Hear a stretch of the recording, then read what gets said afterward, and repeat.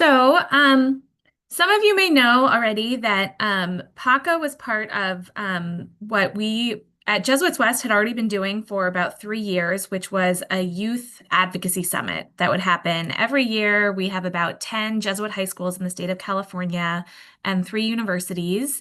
And we, at the point that we heard about this initiative around Pilgrimages of Hope for Creation, had already been in a pattern of gathering about 80 to 100 Jesuit high school students um, to come up to Sacramento for a night and engage in prayer and advocacy. But with the partnership of Laudato Si movement and Ann Pratt, who I know is on this call, and some amazing volunteers in Sacramento, we thought, what would it look like for us to turn this advocacy summit into a pilgrimage experience? And so we continued to reach out to the 10 dozen or so Jesuit schools in our state, but then through the partnership of folks in Laudato Si movement and Catholic Climate Covenant, reaching out to other schools and to universities. And actually, because of the specialness of this year, we're able to get USF to recruit some faculty to offer this experience as a community engaged learning course, both in their theology department and in their environmental studies department. And so we had about 15 students from USF, 2 students from Loyola University, who helped plan this event. But basically, the basic gist was that students participated in 4 online preparatory sessions, and I'll talk about that more in a minute. And at the end of the day, we actually had 300 high school and college students who attended, plus 100 adult allies, both their chaperones, but also we just invited adults from local parishes to come up to Sacramento. One parish hosted adults overnight, a high school and another parish took youth for the night. We were, of course, very careful about making sure safety was respected. And Jesuit High School invited Bishop Jaime Soto to come celebrate Mass. And the students did some learning and prayer and relationship building together at Jesuit High. And then the next morning, the students themselves, the college students, had been in charge of planning a public witness that happened outside the Capitol building. And then the students, led by some Jesuit priests, processed from the Capitol to the legislative office buildings, where the high school students were in charge of doing advocacy meetings. So the college students were in charge of the public witness, and the high school students were in charge of the individual legislative advocacy meetings, which is important because one thing I've realized is that college students and high school students tend to get lumped together in our idea of youth, but they're really different places and kind of need to own things separately. So some nuts and bolts of how this worked. It really only worked because we did some online preparation. And the preparation I actually would do differently next time. But the basic gist was that there were 4 online prep sessions. There were about 40 students who were recruited to be what we called our student leadership team. And so those students went to all 4 online prep sessions. And the first 2 were really focused on picking the legislation. We had the students meet with a local faith-based environmental group, and we also did some consulting with the Catholic Conference, the California Catholic Conference of Bishops, to understand what legislation they would support. And from that information, the students were invited to research the bills that they had heard about from partners. And then the students were in charge of putting together the third session, which is the second session, the third session, at which they then presented the bills. So their first session was just training and introduction. The second session was when they met with community partners to learn about bills. The third session, the students then presented back on the research they had done on those bills, and they, as students, selected the bills that they wanted to work on.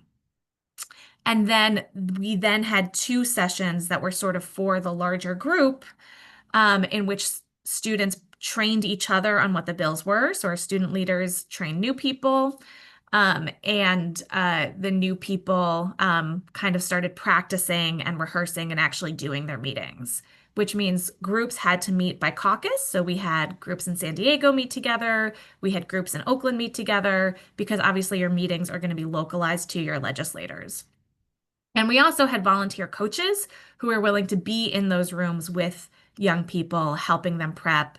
pretending to be elected officials. And I just want to say, we had groups who are like really into advocacy, who go to the Ignatian Family Teach-In and do a lot of programming with ISN, who like were really on it.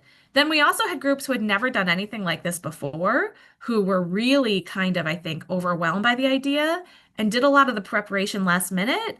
And actually, those ended up being some of our best groups because it meant that they were less focused on statistics and sort of looking like a debate team member and much more just speaking from the heart about how their communities are being impacted. So we tried to give students time to prepare. We know some students are going to prepare at the last minute, and that's okay. We made space for them to do it because they also had time during their last night in Sacramento to do it, to do their preparation.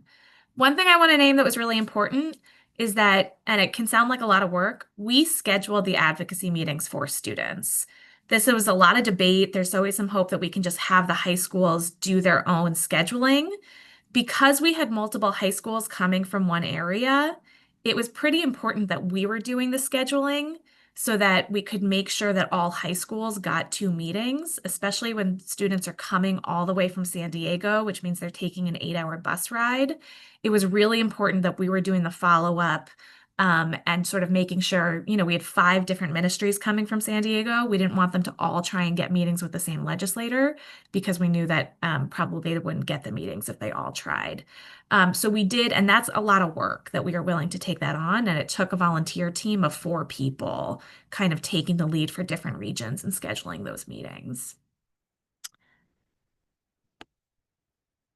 So one thing I want to name is that this was an advocacy summit, but also it was really important to us that it was a meaningful Catholic event. And then in particular, that this was not our normal advocacy summit, but was really centering this idea of pilgrimage and celebrating the Jubilee year. So, and that's particularly important when it comes to advocacy. We did our research meeting with what's called here Interfaith Power and Light. Interfaith Power and Light has chapters in many different places across the state. So they were a really great partner for us to work with in understanding some of the environmental justice bills moving in the community. And we also wanted to make sure that we were talking with Interfaith Power and Light because we know they are in conversation with directly impacted groups. We didn't really necessarily want to go to some of the directly impacted groups themselves because they are so overburdened, I think, by ally groups who are trying to come to them with legislation. But we went to a group that we know they trust and work with and also understands faith values. But that said, there were bills that Interfaith Power and Light were prioritizing that didn't make sense from the guidance from our bishops' conference. And so we also were really worked hard to consult with our bishops' conference. And not necessarily that we had to only support bills that they had endorsed, but we did have to support bills that they were comfortable with Catholic institutions supporting and really just think strategically about that. And sometimes that meant that we didn't support a specific bill, but we supported specific concepts within a bill, like investing in resilience centers. We also were really careful during our prep sessions to make sure that they were training and prep, but that they also included spiritual reflection. We, of course, did online prayer. One thing that was really wonderful is that even though we didn't have that many bishops who could join us in Sacramento, we had 2 bishops and several clergy and women religious and other folks who were able to join us during those online reflection times, which helped us ground the time in spirituality and faith, but also I think just help students see Catholic leaders stepping into this work on climate change, which I think sometimes we can feel like those leaders don't exist if they don't happen to be in our local community, but they do. And just building that sense of we are in this as the body of the church really meant something to people. The other thing is that we really centered the Jubilee prayer at every single meeting and every single gathering we did. And thanks to Carol and Carol Kinzer and Ann Pratt and other volunteers in Sacramento, we were able to find local youth who were willing to lead music and tried to continue to use the same centering faith songs like Go Make a Difference and We Rise and things like that.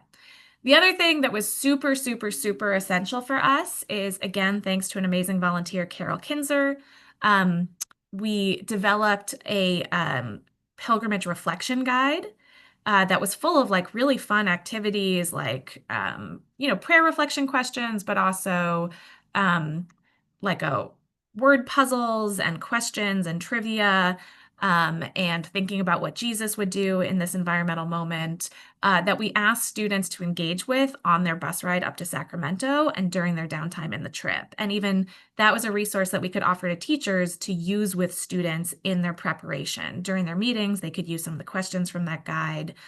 They could use some of the prayers, et cetera, et cetera. So the other thing I just want to name that was exciting about this is that this was us taking an event that's in April that wasn't during the season of creation and trying to make it about pilgrimage. But we also utilized it as a way to then engage students and ask them to go back and lead pilgrimages in their community this coming fall. So, based on the kind of excitement we had from this pilgrimage, I actually have 8 student interns that are about to start with me next week. And their main job is going to be recruiting and preparing resources for their peers to organize pilgrimages across the state of California in the fall. And you can see that we already actually have, what is that, 7 pilgrimages committed in California, which is amazing. And the one thing I want to name is that these pilgrimages, for the most part, actually aren't going to involve advocacy at all. We decided that advocacy was right for this event. It was already known as an advocacy summit. But those who are going back and doing it in their local communities, they're much more focused on just conversion and engaging people with creation. And I can see Harrison's coming off mute, so I should wrap up. But one thing I just want to name about these pilgrimages they're going to do in the fall is that we recognize that in California, our students are very concerned about climate change, but they're also very concerned about migration. And so we did include migration on our advocacy platform, recognizing that Laudato Si is about the call of creation, but also the call of the marginalized. And so we're going to be doing our pilgrimages in October on the feast day of St. Francis, because we realize that it's also the Jubilee of Migrants, and we want to center both issues. And with that, I'll wrap up.